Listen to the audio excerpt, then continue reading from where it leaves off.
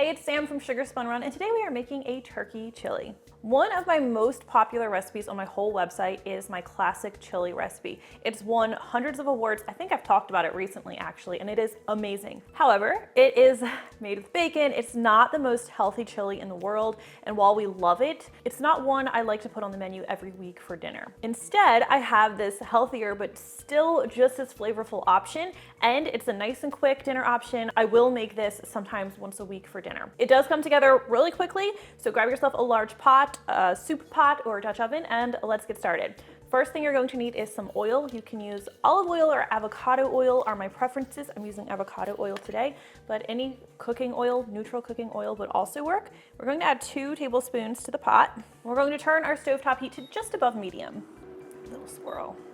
All right, once the oil is shimmery, we're going to add some onion. I have diced 1 large onion. This is about 1.5 cups or about 200 grams of onion. And I like to chop it nice and small. Of course, if you like larger pieces, that's fine as well. We're gonna add this to the oil, and then we're also going to add some red bell pepper. So this is just 1 red bell pepper that I also chopped up nice and small. Again, you can choose your own consistency, choose your own adventure chili. And this is about 1 cup or 155 grams. I know some people just have their veggies already cut, so try to make it easy for you. And we are just going to cook these until they're soft, and it usually takes about like 5 or 6 minutes.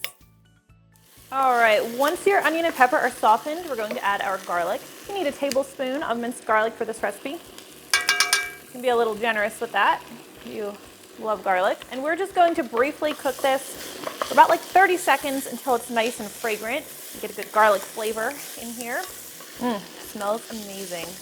All right, and then our turkey.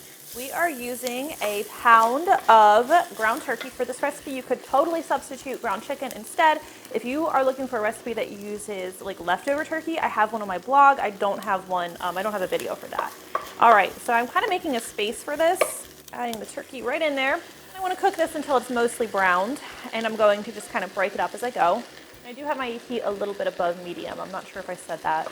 Once the turkey is mostly browned, doesn't have to be all the way browned, we are going to add our spices, starting with a tablespoon of chili powder. I'm not sure what I'm looking at here. I'm a little mixed up. I think this is the chili powder. Tablespoon of chili powder, a tablespoon of ancho chili powder, my secret ingredient. I think this ingredient is a big part of the reason my chili recipe wins so many contests. Adds such a nice flavor. 1.5 teaspoons of smoked paprika, another key ingredient. Regular paprika just doesn't do the same thing. A teaspoon of ground cumin, a teaspoon of onion powder, 3/4 teaspoon of table salt. This has always been enough for me, but at the end you're going to taste test and add more salt and pepper as needed. Speaking of pepper, we're adding 1/2 teaspoon of ground black pepper, bonus points if you grind your own, and then just a little bit of cayenne pepper. I call for an 1/8 teaspoon, but I'm actually gonna add even a little bit less than that in mine, just because I don't want it to be too hot. All right, I'm going to mix this in with the turkey. Finish cooking the turkey all the way through. Get some nice flavor and everything. All right, next I'm going to make a little space for my tomato paste. I have 2 tablespoons of tomato paste. I'm going to add this right, if I can get it out, which I can't. I'm gonna add it right there. Grab my little baby spatula, and I wanna get this nicely, lightly caramelized, which is just going to develop the flavor. So I'm going to cook it for a couple seconds until it turns like a richer, deeper red color.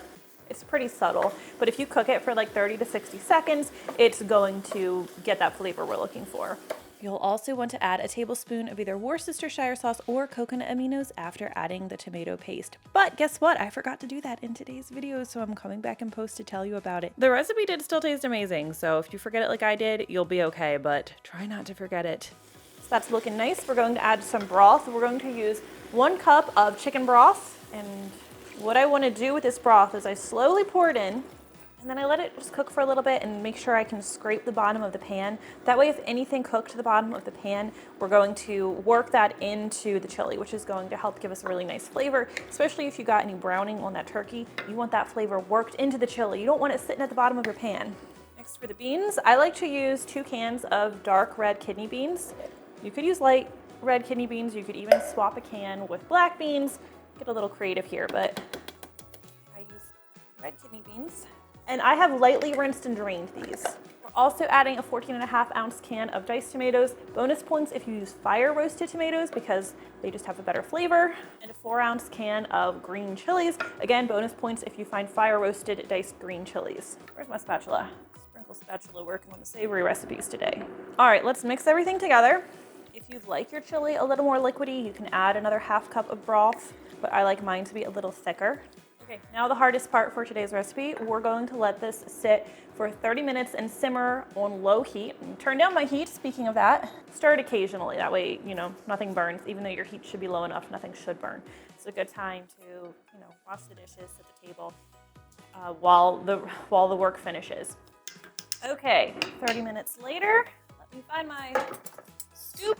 Time for some turkey chili. I am really excited to hear what you guys think about this one.